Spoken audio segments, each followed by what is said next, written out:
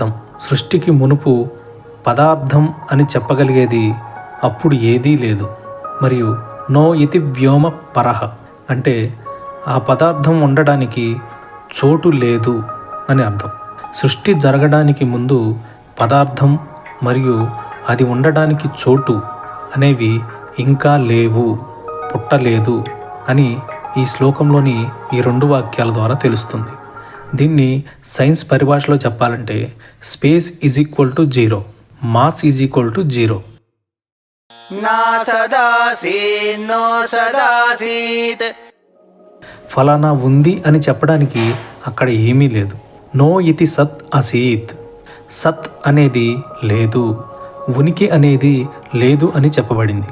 అలాగని అక్కడ ఏమీ లేదు అని చెప్పడానికి కూడా లేదు. నా అసత్ అసీత్. సత్ మరియు అసత్ కానీ ఒకానొక మధ్యస్థమైన స్థితి